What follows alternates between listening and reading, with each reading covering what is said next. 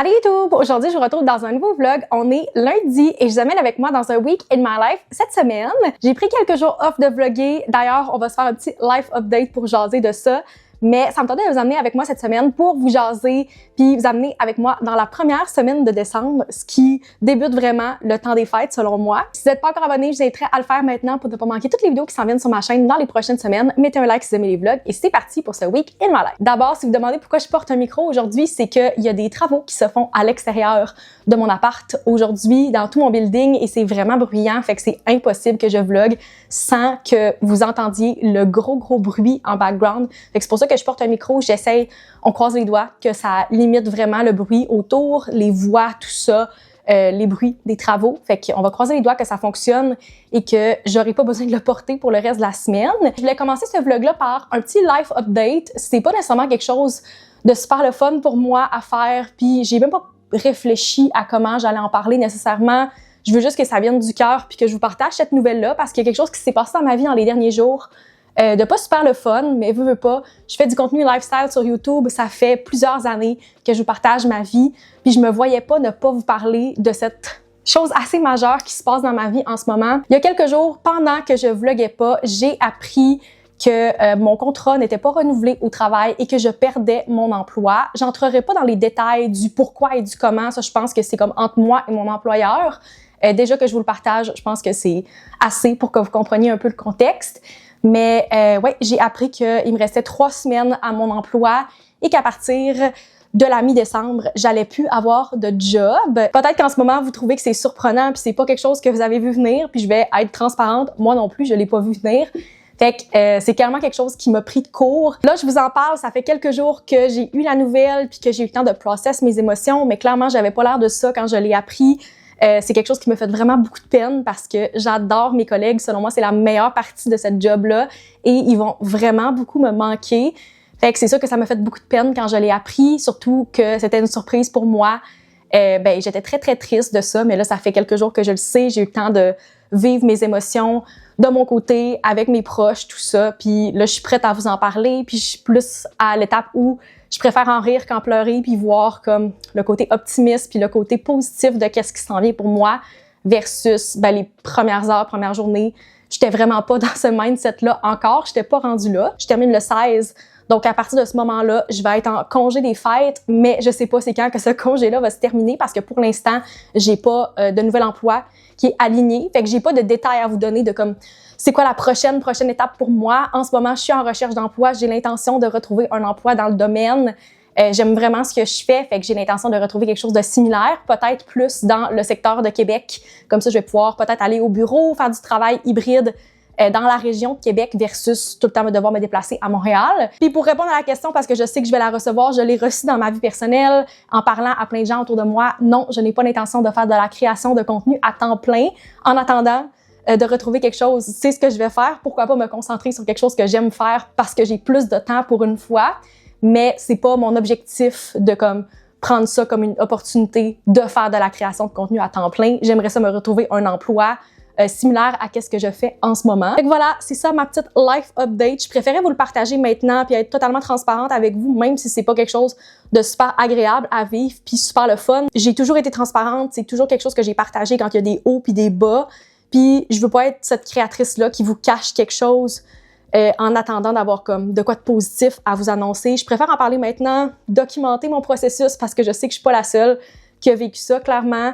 Je sais qu'il y a d'autres personnes qui vont pouvoir relate. Je préfère comme vous amener avec moi dans ce parcours-là versus juste vous donner le côté positif, partager le beau puis ne pas vous partager les bas dans ce temps-là parce que selon moi, il n'y a pas de haut sans avoir les bas. Je vais vous avouer que j'avais complètement oublié. On est le 1er décembre aujourd'hui et je n'ai toujours pas ouvert mes calendriers de l'Avent, mais je me suis dit que c'est l'occasion de faire ça avec vous aujourd'hui. Je trouve que c'est quand même quelque chose d'excitant, de festif.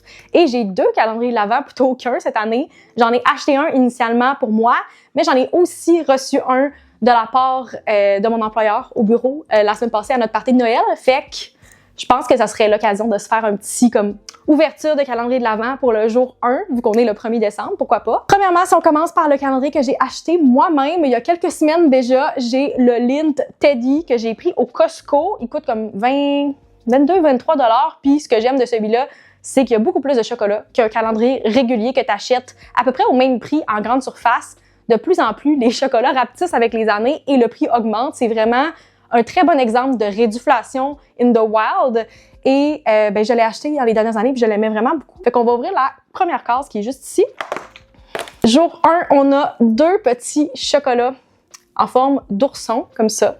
Des petits chocolats au lait. Et mon deuxième calendrier de l'Avent, celui-là que j'ai reçu, c'est celui de Chocolat Favori qui est tellement magnifique et il a été illustré par Jade Lachine. J'adore son travail, fait que je suis vraiment contente de l'avoir, comme ça fait quelque chose de super beau à exposer dans mon appart. Puis celui-là, c'est quelque chose que tu ouvres, il est comme aimanté et ce qui est particulier, c'est que c'est un peu comme un cherche et trouve. Il n'y a pas de numéro sur les cases, il faut que tu trouves avec la légende les petits objets. Par exemple, l'objet pour la journée numéro 1, c'est un genre de petit sac à cadeau du Père Noël rouge. Puis quand tu le trouves, ça indique quelle case tu dois ouvrir pour cette journée-là. Le jour numéro 1 était assez facile à trouver. Il est juste ici. Il n'est pas écrit directement qu'est-ce qu'il y a à l'intérieur. Peut-être qu'il va falloir que j'aille rechercher sur le site. Mais on dirait que c'est 3 petits carrés de chocolat. J'estime que c'est des chocolats blancs. En même temps, je vois des petits picots rouges. Fait que c'est peut-être du chocolat avec de la menthe, genre menthe poivrée à l'intérieur. Il va falloir que je teste. Mais voilà, c'est ça la case numéro 1 dans mes 2 calendriers de l'Avent. Sur ça, je viens de me verser un bon Coke froid dans mon petit verre de Noël de Canadian Tire. C'est fou comment il goûte 1000 fois meilleur que d'habitude. C'est clairement mental, mais comme les petites canettes de Noël avec le Père Noël dessus, full de glace, le petit verre festif, ça rend l'expérience encore meilleure. Je vous le conseille si vous l'avez pas essayé. Ça fait un beau petit drink breuvage d'après-midi pour la petite motivation. Puis clairement, en ce moment, c'est les petites choses de la vie comme ça qui me font du bien puis qui me rappellent de comme rester concentrée sur les petites choses positives plutôt que de comme penser au négatif. Fait que sur ce, je vais aller boire mon petit Coke et me remettre à mes courriels.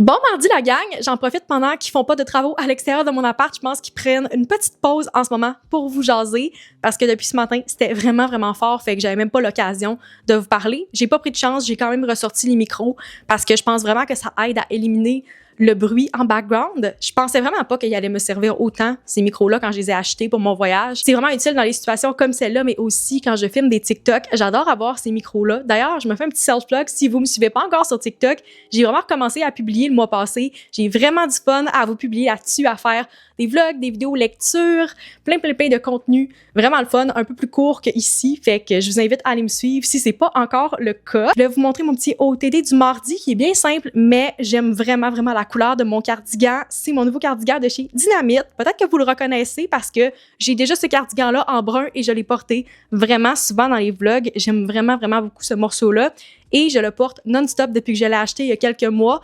Puis le tissu est resté tellement beau que ça m'a vraiment donné le goût d'acheter une autre couleur. Puis j'en ai profité pendant le Black Friday. C'est un des seuls achats que j'ai fait pour moi, personnellement, que j'avais prévu de faire. J'attendais qu'il tombe en spécial. Puis j'en ai profité quand il y avait comme 30%. Puis en plus, j'avais un coupon sur mon compte Dynamite. Fait qu'il m'est revenu à comme 35 $ versus, je pense qu'il est à 60 ou 65 à prix régulier. Fait que ça valait vraiment la peine. Je suis vraiment contente de mon achat. Je trouve la couleur super belle pour l'hiver.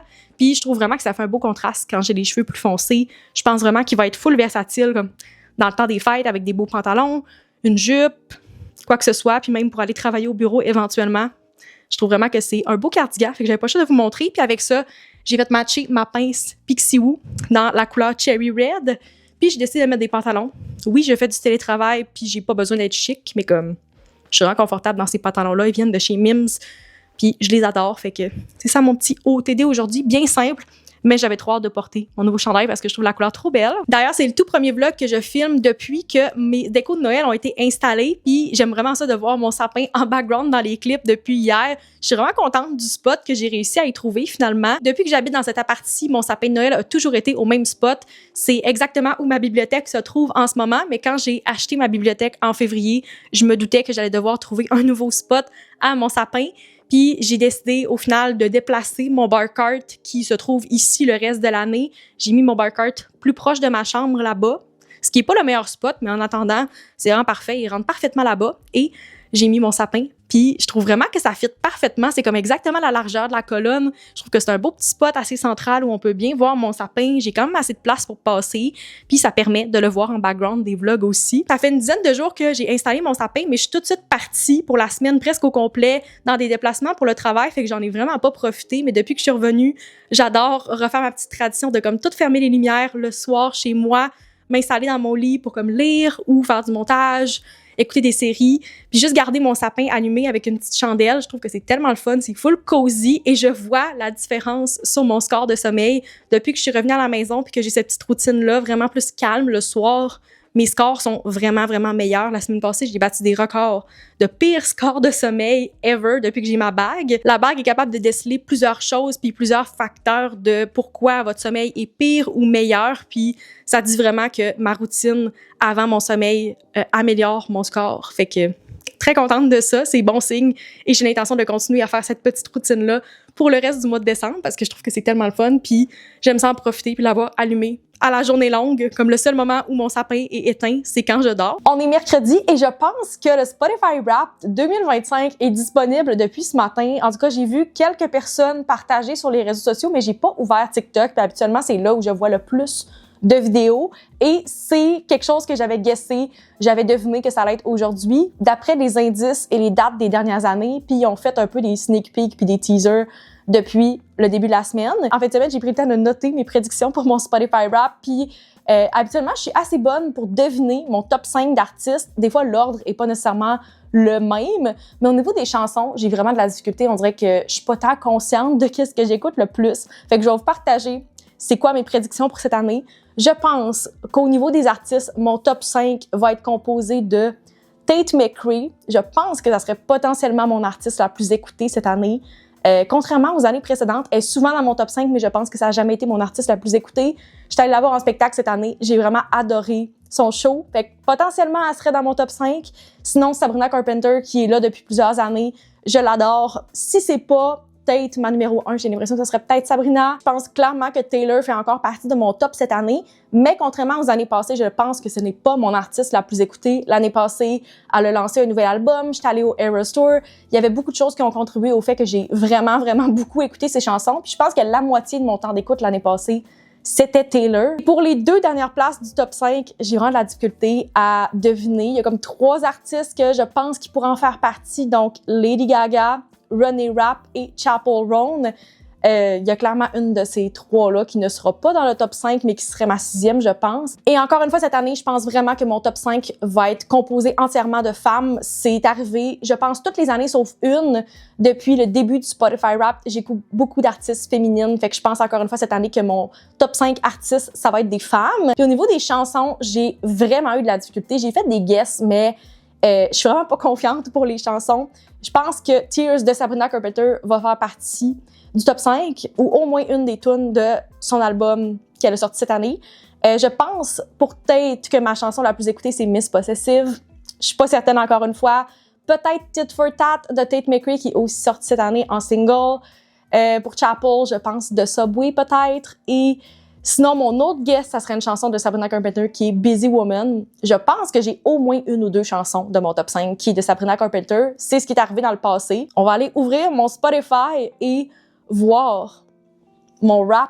Je vais monter mon son. Comme je suis vraiment curieuse en ce moment de qu'est-ce que ça donne. 18 897 minutes.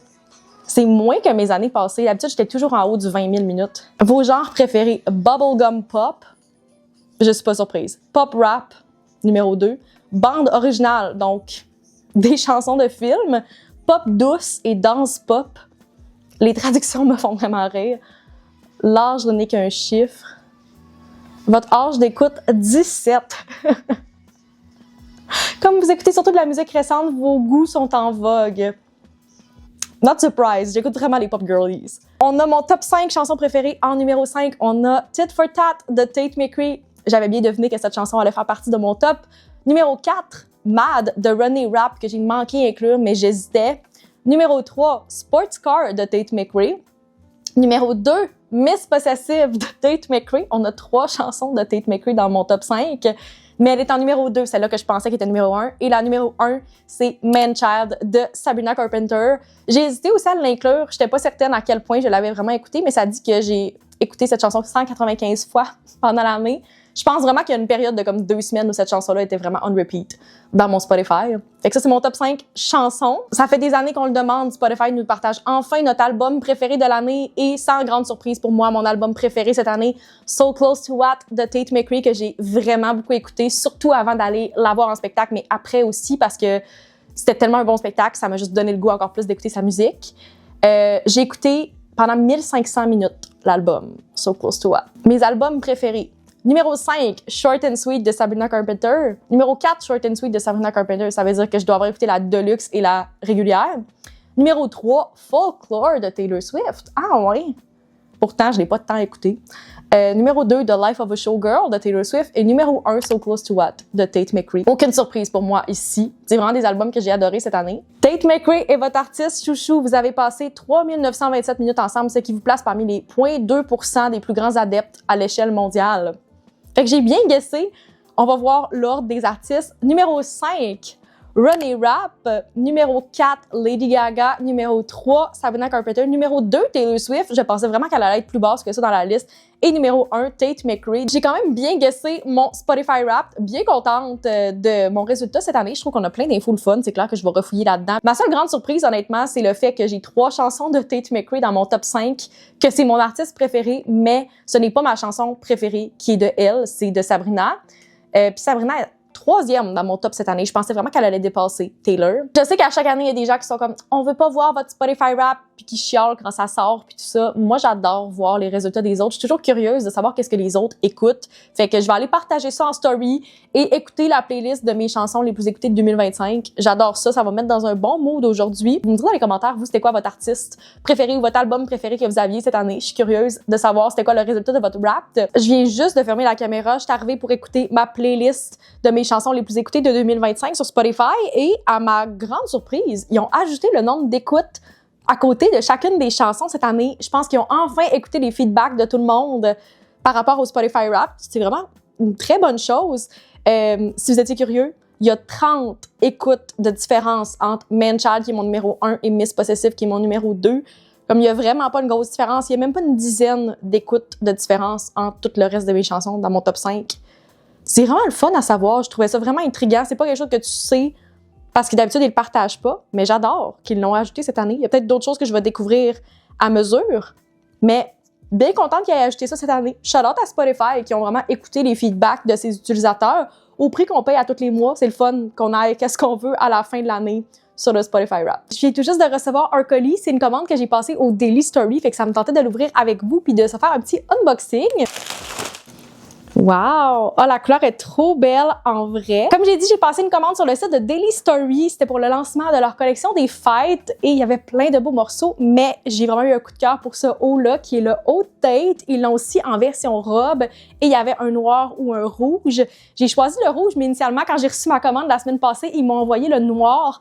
Puis j'avais pas un gros coup de cœur pour le noir. Il était beau, mais il était très simple. Fait que je leur ai écrit pour leur demander s'ils pouvaient me l'échanger. Puis j'ai eu de l'excellent service au service à la clientèle. Ça a été super rapide. Puis dès que moi, j'ai renvoyé ma commande, ils m'ont envoyé le bon haut. Puis je suis vraiment contente. La couleur est super belle. C'est fou comment ça sort différent à la caméra, comme on dirait du AI quand je regarde à la caméra avec la lumière. Mais en vrai, c'est comme vraiment un beau rouge super deep pour le temps des fêtes. C'est vraiment une belle couleur. J'ai l'intention de le porter soit avec une jupe ou avec un beau pantalon.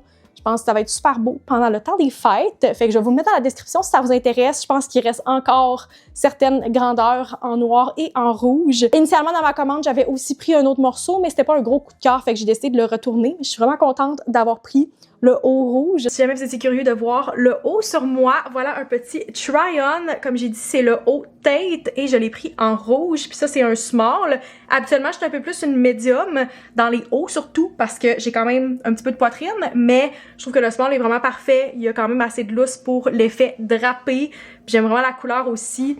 Il y a un petit zipper en arrière, qu'est-ce qui facilite vraiment d'enfiler le haut. Fait que je suis bien contente. J'ai hâte de porter ça pendant mes soirées dans le temps des fêtes.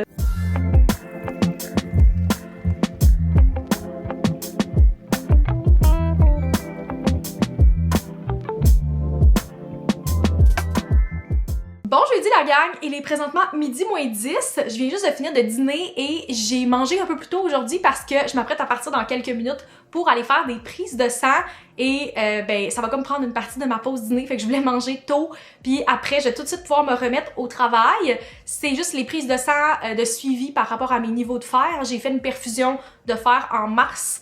Et j'ai fait un suivi cet été, puis là je dois refaire un suivi quelques mois plus tard. Fait que c'est ce que je m'en vais faire pendant ma pause. D'habitude quand j'y vais le midi, ça se passe super bien parce qu'il y a pas tant de monde, puis c'est vraiment rapide. Fait qu'on va croiser les doigts que c'est le cas encore aujourd'hui. Parce que j'ai 2 meetings cet après-midi et il y a une couple de choses que je veux compléter avant de faire ces meetings-là. Fait que si je pouvais revenir assez rapidement puis closer ça en même pas 30 minutes, ça serait vraiment idéal. C'est déjà arrivé une couple de fois. Je suis déjà même sortie avant l'heure de mon rendez-vous, mais ça a déjà pris 1h30 aussi. Fait que ça dépend vraiment. J'espère que je vais bien tomber aujourd'hui. Tu sais, ce que je vais aller faire sur ma pause dîner puis après ça, je vais revenir ici, faire mes meetings puis compléter le plus de choses possible sur ma to-do. La semaine a quand même passé vraiment vite. On est déjà jeudi. Et il y a beaucoup de choses que je veux faire, surtout qu'il va juste me rester une semaine complète de travail après celle-ci. Il va me rester 2 autres journées, mais il me reste pas tant de journées, ça passe vraiment vite. Fait que j'ai quand même une couple de choses que je veux faire avant la fin, des projets que je veux avancer le plus possible avant que ce soit mes collègues qui reprennent. Fait que voilà, c'est mon plan de match pour la journée. Sur ça, je vais être sûre d'arriver en avance, fait que je vais aller me préparer, aller faire mes prises de sang, puis après on va pouvoir se remettre au travail.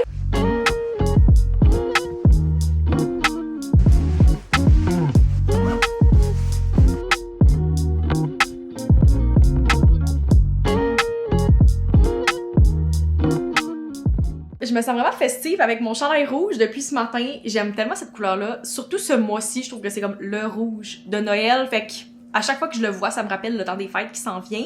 C'est pas un chandail très épais par contre. Fait que depuis ce matin, j'avais vraiment froid en travaillant puis je me posais vraiment la question de qu'est-ce qui se passait. J'ai vérifié comme est-ce que ma porte patio était ouverte? Est-ce que j'avais ouvert mon air climatisé? Quelque chose comme ça.